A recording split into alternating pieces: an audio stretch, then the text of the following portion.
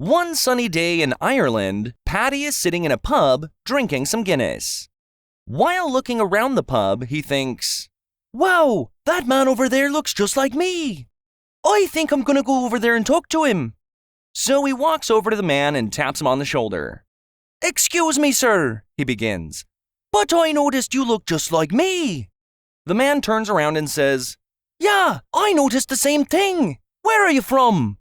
"I'm from Dublin," Paddy replies. "Me too," says the man. "What street do you live on?" "McCarthy Street," replies Paddy. "Me too. What number is it?" the man asks. 162, Paddy replies. "Me too. What are your parents' names?" asks the man. "Connor and Shannon," answers Paddy. The man, almost dumbfounded, says, "Mine too! This is unbelievable!" So they buy some more Guinness and continue talking some more. When the bartenders change shifts, the new bartender asks the other bartender, "So, what's new today?" "Oh, nothing much," the other bartender replies. "The Murphy twins are drunk again as usual." David received a parrot for his birthday. The parrot was fully grown, with a bad attitude and a worse vocabulary. Every other word was an expletive.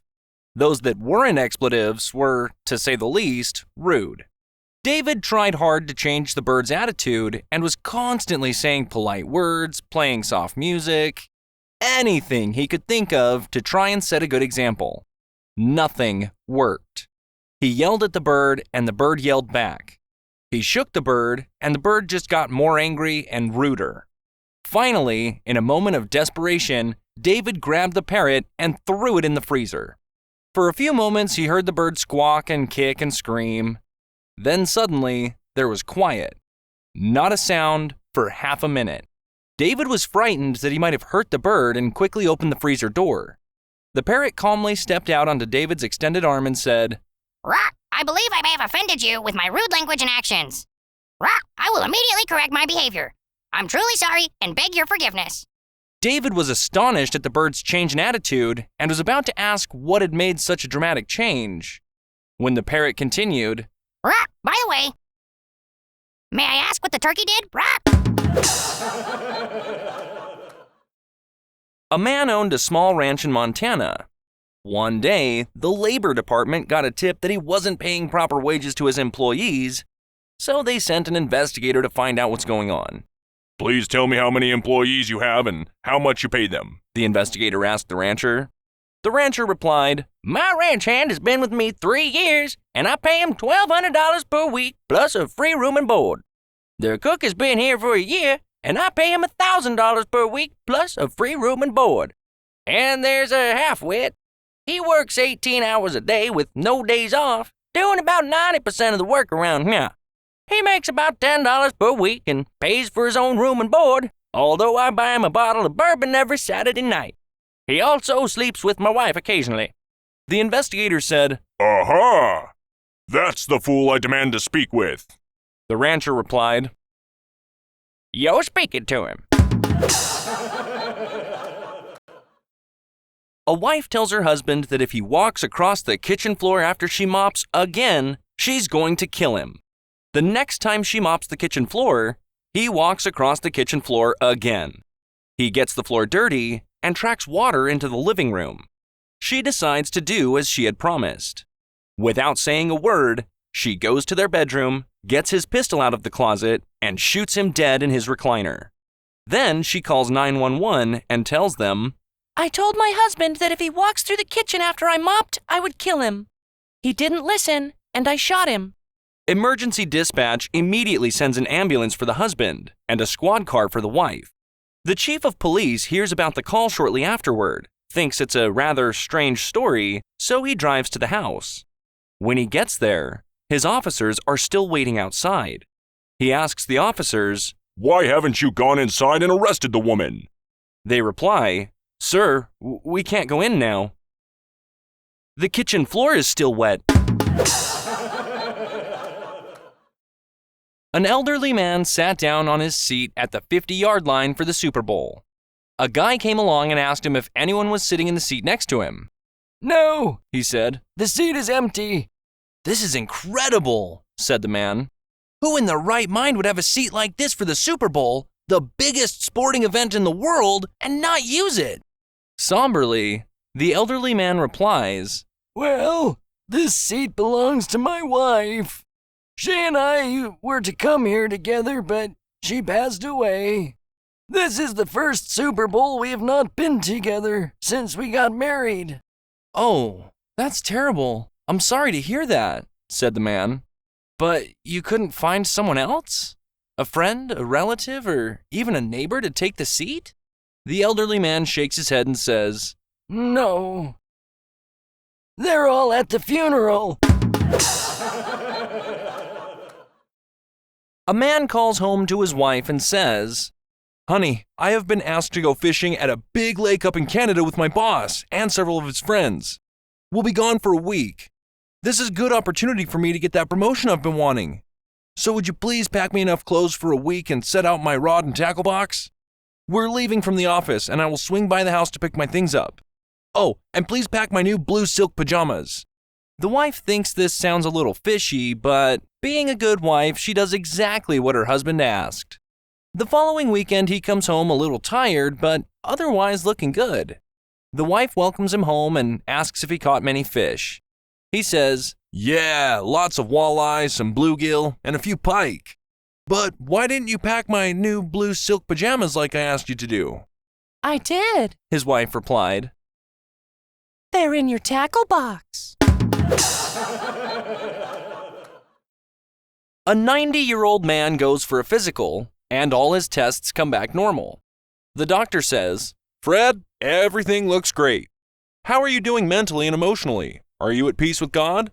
Fred replies, "God and I are close. He knows I have poor eyesight, so when I get up in the middle of the night to use the bathroom, poof, the light goes on. When I'm done, poof, the light goes off." "Wow, that's incredible," the doctor says.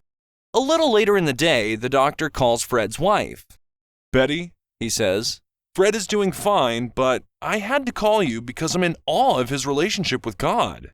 Is it true that he gets up during the night and the light in the bathroom goes on? And when he's done, the light goes off?" Oh, heck! exclaims Betty. He's peeing in the refrigerator again! A cowboy on a long journey stops at a small town for a beer.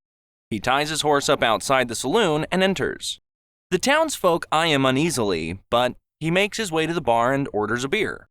The bartender opens his beer, sets it down on the table, and says, "I'd be careful if I was you. Townsfolk don't take kindly to newcomers. They give 'em a hard time." "Is that so?" replies the cowboy as he rests his head on his fist and sips his beer. The bartender turns around, rolling his eyes. The cowboy finishes his beer, then decides to carry on his journey. However, as he steps outside, he finds his horse is missing. The cowboy storms back into the bar, draws his pistol, and fires it into the ceiling. Then he yells, "All right, which one of you sidewinders stole my horse?" The townsfolk looked between each other and then back at the cowboy. You could hear a pin drop. "So nobody knows? All right, well, I'm going to have myself another beer. If my horse still ain't there when I'm done, I'm going to have to do what I done in Texas. And I don't like having to do what I done in Texas." The cowboy finishes his beer, goes outside, and like magic, his horse is back. The cowboy gets back on his horse and begins riding out of town. Suddenly, the bartender runs outside and calls out to the cowboy, "Excuse me, sir, I gots to know, what'd you have to do back in Texas?" The cowboy turns around, looks at the bartender, and says, "Well, I walked home." One day, God summoned Adam for an important task he must complete. God said, Adam, I want you to do something for me. Adam said, "Gladly, Lord. What do you want me to do?" God said, Go down into that valley. Adam said, "What's a valley?" God explained it to him. Then God said, Cross the river. Adam said, "What's a river?" God explained that to him. Then God said, Go over to the hill. Adam said, What's a hill? So God explained to Adam what a hill was. God told Adam, On the other side of the hill, you will find a cave. Adam said, What's a cave? God explained what a cave was. Then God said, In the cave, you will find a woman. Adam said, What's a woman? So God explained that to him too. God continued, I want you to reproduce. Adam said, Well, gosh, how do I do that? God muttered away to himself, rather annoyed. Then, just like everything else, God explained that to Adam as well. So Adam goes down into the valley, across the river, over the hill, into the cave, and finds the woman. Then, after about 30 minutes, Adam was back. God, his patience wearing thin, said angrily, What is it now? Adam then asked, What's a headache? A pregnant woman falls into a coma while giving birth. After some months, she finally regains consciousness and realizes that her pregnancy belly is gone. She looks up and sees a doctor standing next to her bed greeting her. Hello, you have been in a coma for 6 months, says the doctor. But don't worry, he continues, you're in good health and you will be released soon. Anxiously, she asks him, Doctor, what happened? What happened to my baby? Don't worry about it, reassures the doctor. The birth went very well, and your babies are alive and healthy. Babies? The woman asks. What do you mean, babies? Ma'am, you had twins, a boy and a girl, replies the doctor. That's wonderful, exclaims the woman. Where are they? Can I see them? Your brother has been taking care of them since their birth. My brother? Oh no, but he's an idiot! What did he name them? The woman asks. He named the girl Denise, the doctor says. That's not so bad, the woman replies. That is actually a very pretty name.